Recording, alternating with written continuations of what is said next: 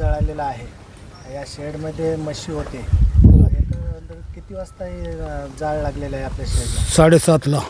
आणि तुम्हाला किती वाजता माहिती? 8ला कळलं.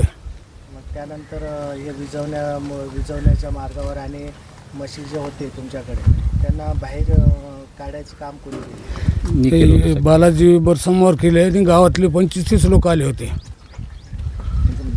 जीवितहानी काही झालेली आहे? जीवितहानी काही झाली नाही. त्या म्हशीच्या अंगावर म्हणजे ते जाळाचे ठिपके पडून त्या म्हशीला आग लागली किंवा वंटरला आग लागली समजा.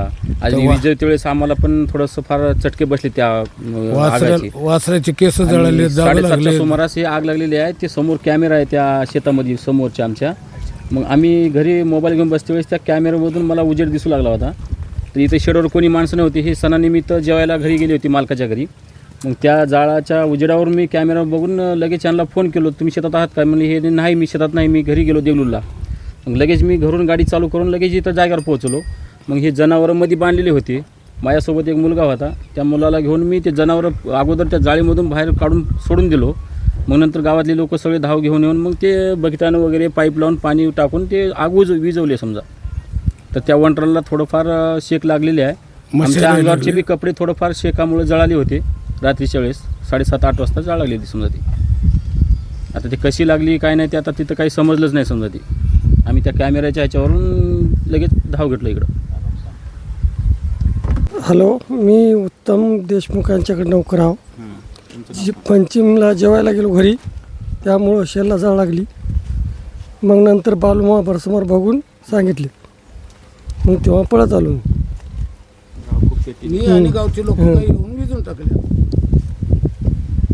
एकंदरीत तुम्ही आल्याच्या नंतर इथं पाहून मग तुमची म्हणजे धावपळ करून तुम्ही पाणी वगैरे टाकून बुजवण्याचा प्रयत्न केला? केला. म्हणजे एकंदरीत जनावर किती होते?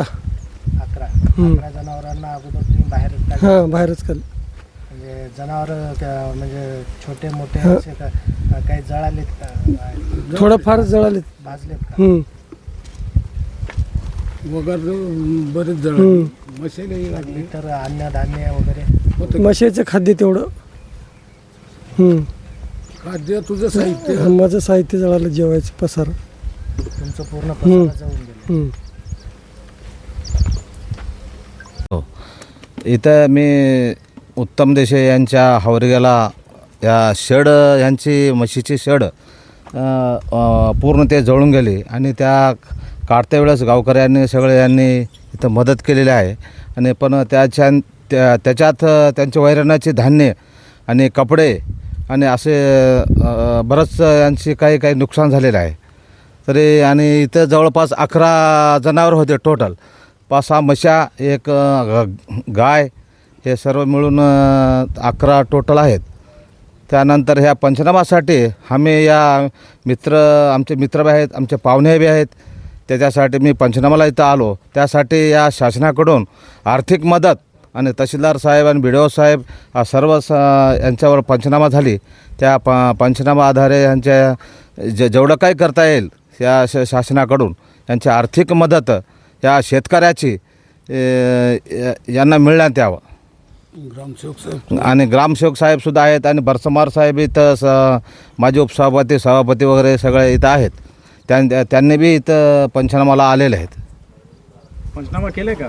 हां, केले. आता ग्रामसेवक बी आले ते इथं. त्यांनी ठराव पास केलेत. आता इथं पंचनाम्याचे ठराव पास झालेले आहे. आपण हावरगा येथे आलेलो आहोत. हावरग्याच्या शेतीमध्ये एका शेडला आग लागलेली आहे रात्री. तर आपण इथं पंचनामा करण्यासाठी आपल्या ग्रामसेवक साहेब फरसे साहेब ते आलेले आहेत. तर आपण त्याच्याकडून जाणून घेऊया की या शेडला आग कशी लागली आणि इथे जनावरं किती होते. त्यांच्याशी आपण आता संवाद करत आहोत. सर, तुम्ही पंचनामा केलात. या पंचनाम्यामध्ये म्हशी किती जळाले, गाई किती जळाले, जनावरं किती जळाले, ह्याबद्दल आम्हाला काही सांगू शकता का? सांगू शकतो. मी फरसे जयप्रकाश गंगाधरराव, ग्रामपंचायत अधिकारी हवागरगा. तर मला माहिती मिळाल्याच्यानंतर मी लगेच त्यांना फोनवरून कॉन्टॅक्ट केलो आणि पंचनाम्यासाठी मी इथं या ठिकाणी हजर झालेलो आहे. तर हे जे शेड आहे तर वनिता उत्तमराव देशमुख यांच्या गट नंबर 177मध्ये आहे. आणि या ठिकाणी जेव्हा पंचनामा केलो म्हणजे हे केल्यानंतर आहे की नाही, या ठिकाणी पूर्ण बांबूचं शेड आहे ते पूर्ण जळून खाक झालेलं आहे.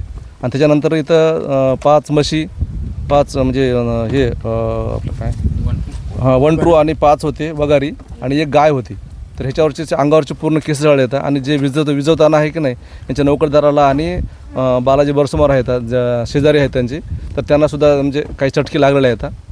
तर या ठिकाणी नोकरदाराचे पण जे साहित्य आहे घरी उपयोगी साहित्य, धान्य म्हणा, पुन्हा ह्यांचे ते जनावरांचे पेंट, चुनी, हे जे कडबा आहे, हे कडबा कुट्टी जी आहे ती मशीन तीसुद्धा जळून गेलेली आहे.